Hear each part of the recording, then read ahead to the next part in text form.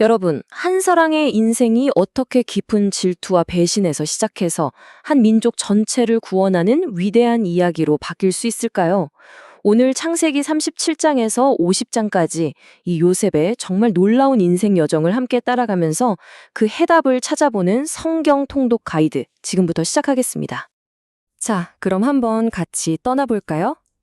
가장 깊은 구덩이에서 가장 높은 궁전까지 이 요셉의 극적인 인생길 속에서 일하시는 보이지 않는 손길, 바로 하나님의 거대한 계획이 어떻게 드러나는지 함께 살펴보시죠.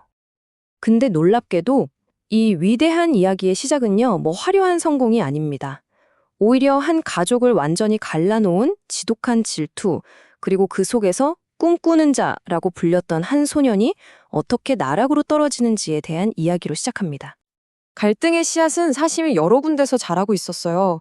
아버지의 특별한 사랑을 의미했던 채색옷, 그리고 형들의 곡식단과 해와 달과 별들이 자기에게 절을 하더라는 그 예언적인 꿈들.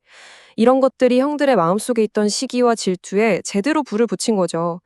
결국 그 미움이 폭발해서 동생을 죽이려다가 차마 죽이지는 못하고 이집트로 가는 상인에게 은 20에 팔아버리는 정말 끔찍한 배신을 저지르고 맙니다. 자, 이제 낯선 땅 이집트에서 노예가 됐어요. 이제 모든 게 끝난 것 같잖아요? 그런데 성경은 이 절망적인 상황 속에서 계속해서 아주 의미심장한 한 구절을 반복해서 우리에게 들려줍니다.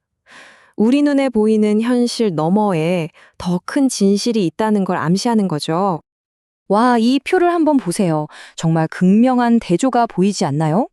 왼쪽으로는 요셉의 현실이에요. 노예로 팔리고 억울한 누명을 쓰고 깊은 감옥에 갇히죠. 최악의 상황입니다. 그런데 오른쪽의 영적인 현실은 늘 똑같았어요.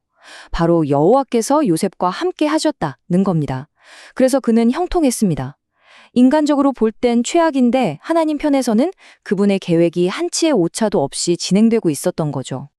바로 이 절체절명의 유혹 앞에서 요셉이 어떤 반응을 보이는지 보면 그의 인격의 중심, 그러니까 그가 진짜로 누구를 의식하면서 살아가는 사람인지를 정확하게 알 수 있습니다. 여러분 한번 생각해 보세요. 요셉이 걱정한 게 뭐였을까요? 아, 이거 주인한테 들키면 어떡하지? 이게 아니었어요. 내가 어떻게 이 큰 악을 행해서 하나님께 죄를 짓겠습니까? 라고 말합니다. 아무도 보지 않는 그곳에서조차 그의 삶의 기준은 사람이 아니라 오직 하나님이었던 거예요. 그 신실함 때문에 다시 감옥에 가는 한이 있더라도 말이죠. 감옥에서 시간은 흐르고 요셉은 사람들에게 완전히 잊혀진 존재가 됐습니다. 이제 희망이 없어 보이는데 바로 그때 정말 드라마처럼 모든 게 뒤바뀌는 사건이 터집니다. 한 사람이 잊고 있던 기억을 떠올리고 이집트의 왕 바로가 아주 불길한 꿈을 꾸게 된 거죠. 정말 중요한 지점인데요. 과거 형들의 미움을 샀던 바로 그 꿈 해석의 재능이 이제는 왕과 이집트 전체를 구원하는 지혜의 원천이 된 겁니다. 하나님께서 요셉의 가장 깊은 상처와 아픔을 가장 위대한 사명의 도구로 바꾸신 거죠. 정말 놀랍지 않나요? 자, 세월이 흘러 흉년이 온 땅을 덮었습니다. 그리고 운명처럼 과거 요셉을 팔았던 바로 그 형들이 곡식을 구하러 이집트 총리가 된 요셉 앞에 무릎을 꿇게 됩니다. 이제 상황은 역사의 주도권은 완전히 요셉에게로 넘어왔습니다. 여기서 요셉의 행동을 오해하면 안 돼요. 이건 단순한 복수가 아니었습니다. 일종의 시험이었어요. 과거에 동생 하나를 아무렇지 않게 버렸던 당신들이 이제 막내 동생 베냐민을 지키기 위해서라면 자신을 희생할 수 있을 만큼 변했는가? 그들의 마음이 정말로 변했는지를 확인해야만 진정한 용서와 화해가 가능했기 때문입니다. 마침내 감정을 주체하지 못하고 정체를 밝히는 그 순간, 요셉의 입에서 나온 첫 마디는 원망이 아니었습니다. 정말 놀랍게도 자신이 겪었던 그 모든 고통과 배신을 하나님의 섭리라는 거대한 그림으로 다시 해석해서 들려주는 엄청난 신앙 고백이었어요. 이제 이야기의 클라이맥스로 가보겠습니다.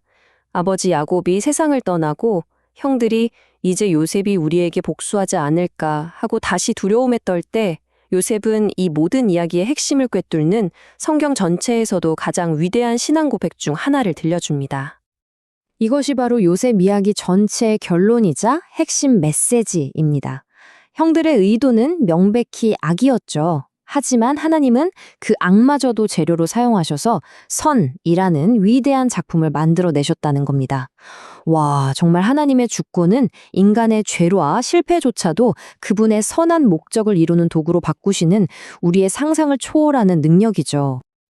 그러니까 결국 요셉 한 사람의 이야기는 훨씬 더 큰 하나님의 계획, 그 거대한 그림의 한 조각이었던 셈이죠.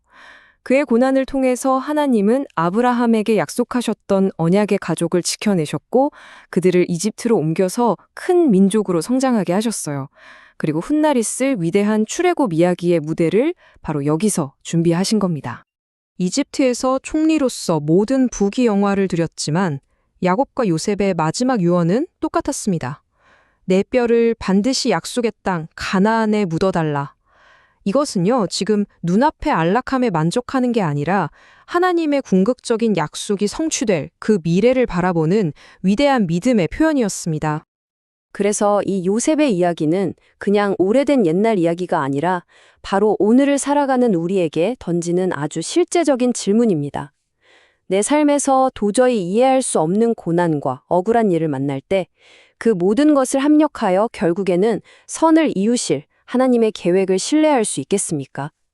이 질문을 마음에 품고 창세기를 통독하시면서 요셉과 함께 하셨던 그 하나님을 깊이 만나는 귀한 시간 되시기를 바랍니다. 감사합니다.